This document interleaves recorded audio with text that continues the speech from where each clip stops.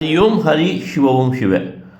மனிதனுடைய வாழ்க்கை என்றும் சந்தோஷமாகவும் இருப்பதில்லை, என்றும் துக்கமாகவும் இருப்பதில்லை. மனிதனுடைய வாழ்க்கை சந்தோஷமும் துக்கமும் கலந்து வந்து கொண்டே இருக்கும். ஆதலால் மனித வாழ்க்கையில் இனிப்பும் கசப்பும் மாறி மாறி வந்து கொண்டே இருக்கும் என்பதை இந்த சித்திரை மாதம் நிரூபிக்கின்றது. அது எப்படி என்றால், இந்த மாதத்தில் மாங்காய் இனிப்பாக பழுத்து தொங்கி மனம் பரப்பும். அத்துடன் வேப்பம்பூ கசப்பாக வேப்பம்பூ நல்ல மனதுடன் பூக்கும். ஏனென்றால் இது சித்திரகுப்தனின் சிறப்பு நாளாக அமைகின்றது.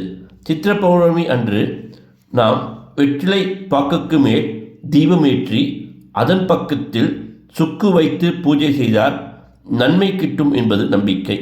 இது வாழ்க்கையில் பல முன்னேற்றங்களை ஏற்படுத்தும், பல சந்தோஷங்களை கொடுக்கும், பல சாதனைகள் செய்ய வழிவகுக்கும் என்பதும் மிகப்பெரிய மனித நம்பிக்கையாக விளங்குகின்றது. சித்திரகுப்தனுக்கு சிறப்பு வழிபாடு செய்வதன் மூலம் நம்முடைய தீய பாவங்கள் மன்னிக்கப்பட்டு விளக்கப்பட்டு நல்ல கர்மாக்கள் பெருகும் என்பது நம்பிக்கை. இது ஆன்மீக ஒளியுடன் முழு நிலா நிரம்பிய நாள். தானம் தர்மம் செய்து நாம் சுபிட்சம், நல்வாழ்வு, நன்மை மற்றும் ஆன்மீக வளர்ச்சியை பெறுவோமாக.